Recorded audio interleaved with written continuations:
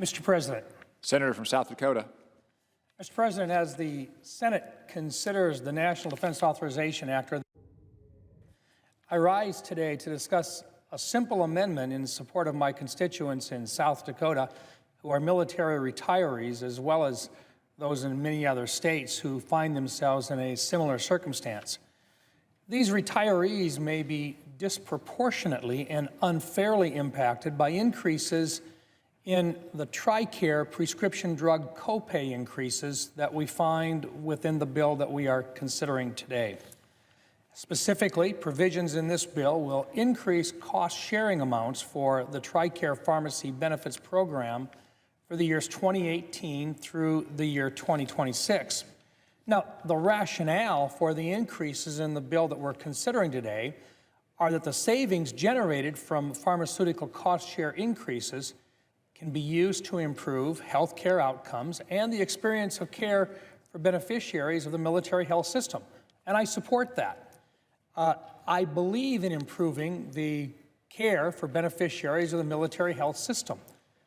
But in this particular case, the increased TRICARE pharmacy copays must be carefully considered to make certain that they do not disproportionately impact one part of the beneficiary population.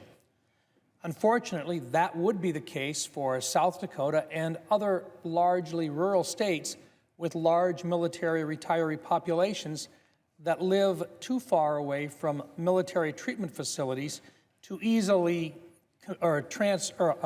travel to these facilities to make themselves available to the prescriptions which are available at those facilities. Instead, these military retirees and their families are compelled to use the TRICARE mail order system or the retail pharmacies in their local communities. And in both cases, they would have to pay higher copays.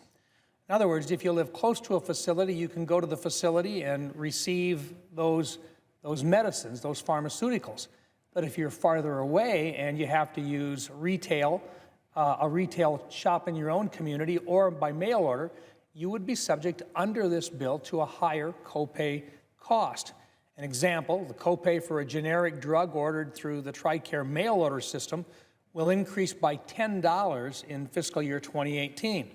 Now, while this does not seem like a lot of money, those costs can add up rapidly if a military retiree or his family is required to make multiple copays for multiple prescriptions. Simply put, our military retirees who live more than 40 miles away from a military treatment facility should not be unfairly forced to pay higher copays on prescription drugs just because of where they choose to live. Now, under my amendment, we would take a step back. The amendment would freeze copay increases for TRICARE retirees and their families who live more than 40 miles from a military treatment facility. Additionally, the amendment would require the Department of Defense to actually assess the financial impact of the higher copays on these beneficiaries. Now, the 40-mile figure that I've chosen was not done without some thought. I think we were careful in how we chose the 40-mile figure. 40 miles is the distance used by both the Department of Defense and the Department of Veterans Affairs as a boundary for reasonable access to a health care facility. The Department of Defense TRICARE Prime program, in which care is primarily delivered through a military treatment facility, is available to individuals who reside within prime service areas or PSAs. PSAs are locations that are within 40 miles of a military treatment facility. Similarly, the VA Choice program, which allows veterans access to health care in local communities rather than waiting for a VA appointment or traveling to a VA facility, is available to those whose residence is more than 40 miles driving distance from the closest VA facility. My amendment would also set a deadline of 60 days after the enactment of this legislation for the Department of Defense to report on the financial impact of the copay increases on military retirees and their families. With the information provided by the Department of Defense, Congress can then rationally assess the impact of the copay increases on beneficiaries who live distant from military treatment facilities and incorporate appropriate provisions in future legislation.